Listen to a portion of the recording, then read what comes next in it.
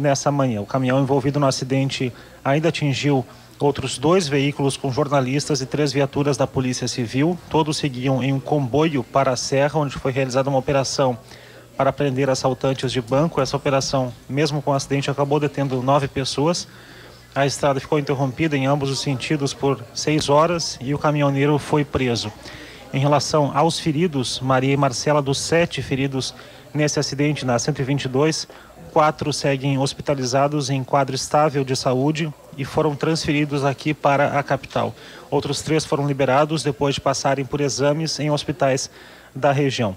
O fotógrafo Marcelo Oliveira e o repórter Eduardo Torres, do Jornal Diário Gaúcho, foram atendidos na unidade de pronto atendimento de Bom Princípio e transferidos aqui para o Mãe de Deus, em Porto Alegre. Oliveira passou por uma tomografia e Torres permanece em observação por um trauma de tórax. E os motoristas Anderson Samuel Belmonte Alves, também do Diário Gaúcho, e Lúcio Pereira de Moraes, da Rádio Gaúcha, chegaram a ser internados no Hospital Bom Princípio, mas também vieram para o Mãe de Deus, onde seguem passando por exames aqui na capital. Os 4 internados, segundo o boletim médico, estão com quadro estável de saúde. O repórter Cid Martins, da Rádio Gaúcha, foi liberado no início da tarde do Hospital São Carlos de Farroupilha, onde permanecia em observação por um corte na cabeça. Ele passou por raio-x e já segue para Porto Alegre. E 2 policiais identificados como Luciano Costa e Luciano Dias foram atendidos em Bom Princípio e liberados. O repórter Samuel Vettori vai nos trazer agora informações a respeito do lado policial desse caso, porque o condutor do caminhão que provocou todo esse desastre vai ser autuado, já foi autuado, melhor, por 2 homicídios e 7 tentativas de homicídio. Samuel. Começando pela nota que a Polícia Civil divulgou no início desta tarde, lamentando a morte do repórter da TV Bandeirantes, Paulão, 59 anos, e do cinegrafista do mesmo grupo, Ezequiel Barbosa, 27 anos. No documento, a chefia de polícia afirma lamentar profundamente o acidente registrado na manhã na Curva da Morte, em Farroupilha. O motorista do caminhão foi preso, autuado em flagrante e irá responder por duplo homicídio e 7 tentativas de homicídio. A informação é do titular da delegacia de Farroupilha, Mário Mombach. João José de Araújo, 44 anos, conduzia o veículo carregado com laranjas que bateu então em um comboio formado por carros da Polícia Civil e de diferentes empresas de comunicação da capital. Na cabine do caminhão foram encontrados 2 comprimidos usados por caminhoneiros que querem se manter acordados, conhecidos como rebites. Conforme a polícia, o motorista, confessou fazer uso da droga. O caminhoneiro foi submetido ao teste do bafômetro, que não indicou álcool no sangue. O indiciamento do motorista será por homicídio com dolo eventual, caracterizado quando o investigado assume o risco de matar. Foi liberada por volta do meio-dia, depois de 6 horas, a passagem de veículos pela Curva da Morte. Apesar do acidente, a operação na Serra, então, foi realizada, 9 pessoas presas. A ação teve como objetivo desarticular uma quadrilha responsável por ataques a caixas eletrônicos de agências bancárias desde o ano passado aqui no Rio Grande do Sul e em Santa Catarina. As prisões ocorreram em Caxias, Farroupilha, Guaporé, além de Porto Alegre. Maria do Carmo e Marcela. Ok, obrigada. Nós vamos agora direto a Hannover, na Alemanha. Fábio Marçal, boa tarde. Boa tarde, Maria. Boa tarde, Marcela. Aqui, dono do caminhão, e ele terá que ser punido por isso, evidentemente, daria exatidão de quanto tempo esse caminhão estava rodando sem parar. E sabe-se lá que empresa é essa, né? Pois é, a placa diz que é de São Paulo, eu não tenho ainda as informações, né? Qual é o potencial dessa empresa? Porque pelos tantos estragos que ela cometeu, ela tem responsabilidades indenizatórias. E eu digo, as estradas da Serra Gaúcha, tanto a BR-116 quanto a 122, a 470 na Serra das Antas, são todas estradas, né, bastante curvilíneas, muita inclinação, descida, subida. Nós enfrentamos muitos problemas de manutenção nessas rodovias, né, porque a frenagem... Conhece aquela curva ali? Conheço. Ela está bem sinalizada? Bem sinalizada, tem contagem regressiva, né, de 9 até 1. Sim. O alerta da velocidade de 60 km por hora. O fato dos pardais já estarem desativados há mais de um ano poderia ter ajudado na orientação ou não? Eu não creio, Lazier, não creio, porque não há ausência de sinalização e de alerta, né, naquela curva que não tem correção hoje, né? Aquela curva não tem correção. Pudesse ter, já se teria feito, mas ela corta, né, um corte de rocha muito grande, e ela tem que fazer praticamente um cotovelo, né, com até um veículo, né, com velocidade acima de 60 por hora tem dificuldade de fazer aquilo com perícia, ainda mais a pista sendo molhada.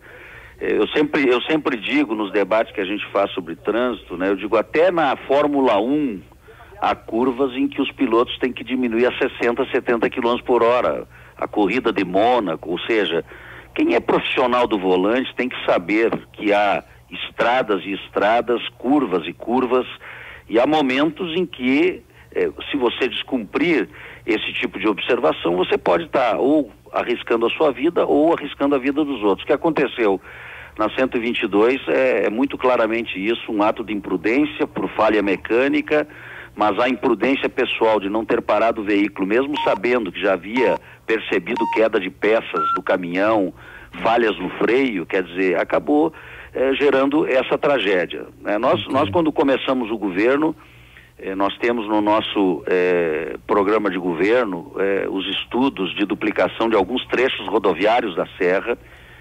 Esse da 122 é um trecho que nós começamos a fazer estudo, contagem de tráfego, embora ele até Nova Milano ele esteja sob pedágio, de Nova Milano para baixo, onde começam as curvas maiores e mais intensas, não exista pedágio. Nós passamos a estudar a duplicação desse trecho de São Vendelino até Nova Milano, né?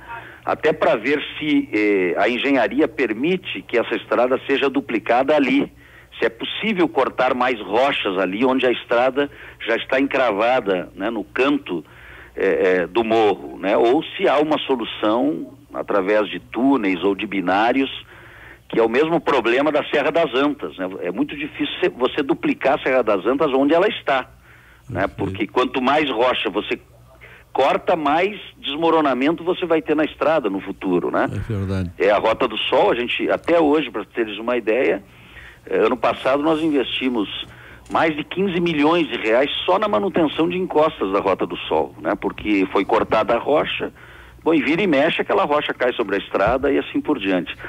Então essas estradas de serra, elas exigem muita atenção. Eu acho que é preciso, né, ter uma fiscalização cada vez mais crescente, né, também sobre caminhões, para verificar a manutenção do tacógrafo.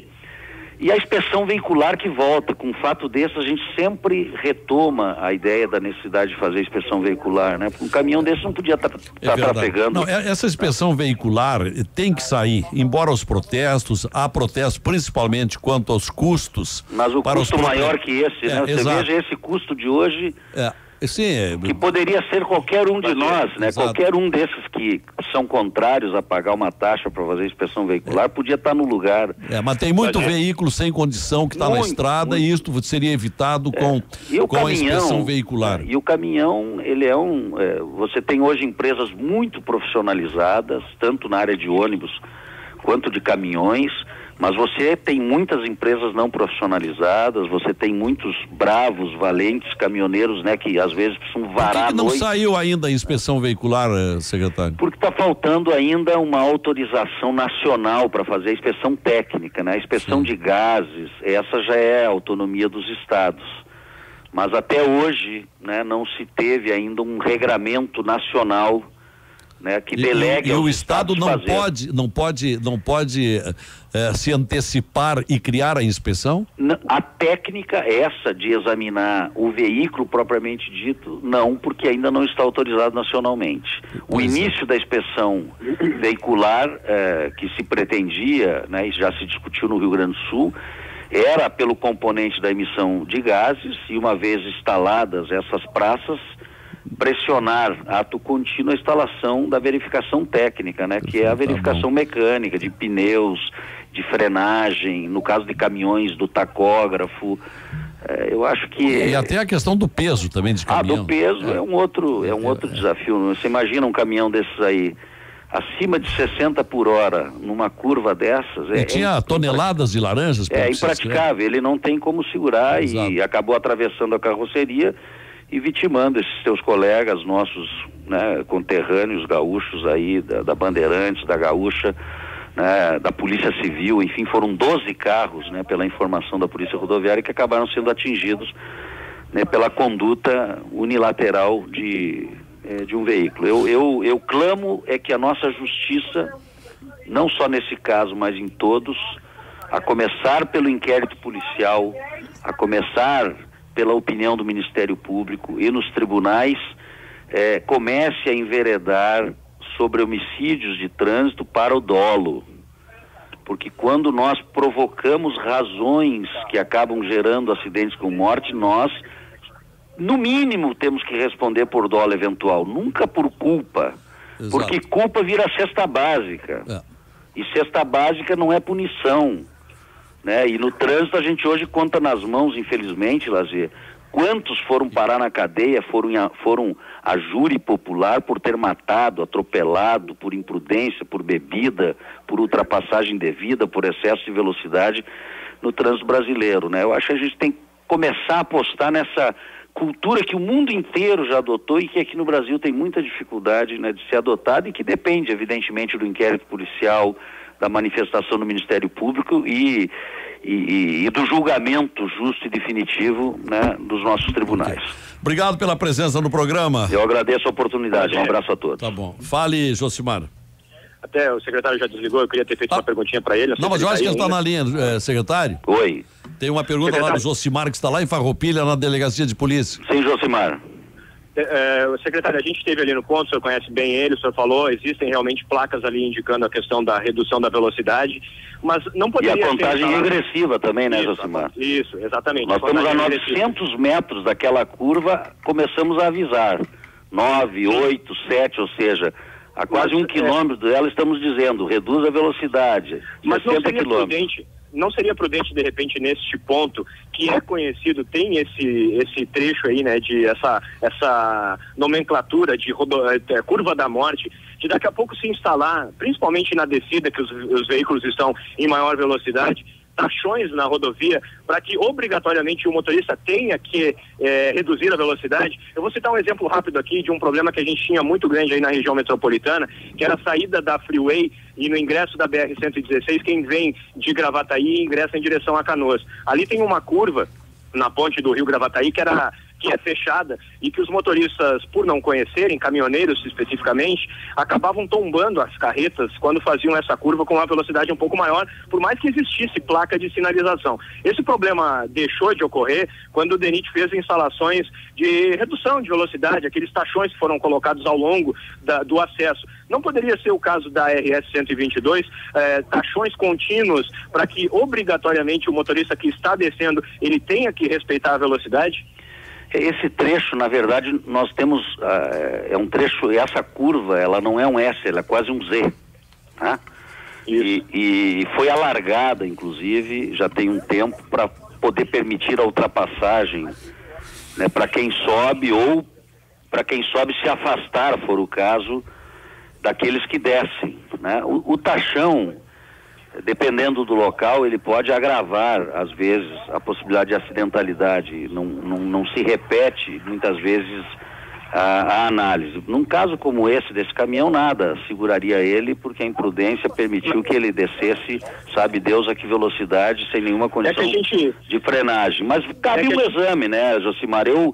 É difícil eu te responder, porque quem tem que fazer essa análise são os engenheiros de trânsito, né? Não só tratando especificamente a respeito desse acidente, né? Se a gente estivesse tratando um acidente de forma isolada, até de repente tudo bem, seria até prematuro pensar nessa possibilidade. Mas são recorrentes os acidentes naquela curva, e aí a atenção ela tem que ser muito maior, não? Sem dúvida, a atenção tem que ser maior e o cumprimento da velocidade, né, Josimar? O grande problema dessa curva é o cara ler a placa, contar de 9 até 0 e continuar acima de 60 por hora. Esse é o grande problema. Muito obrigado, secretário Beto Albuquerque. Ok, um abraço. Josimar, daqui a pouco você volta com mais informações e a grande curiosidade vai ser sobre o depoimento do motorista. Ele talvez não queira falar, não sei. Se já estiver com o advogado, provavelmente virá sempre com aquele velho pretexto, só falarei em juízo. Rapidinho aqui, o delegado saiu da sala, que ele vai ouvir agora o caminhoneiro, mas uma palavrinha rápida para a Rádio Gaúcha da situação. Enfim, o senhor que já acompanhou, já esteve inclusive no local do acidente e já definiu pela prisão em flagrante e que ele vai ser indiciado pelo homicídio doloso, né, delegado? Já foi indiciado, está sendo autuado agora pelo duplo homicídio, mais 7 tentativas.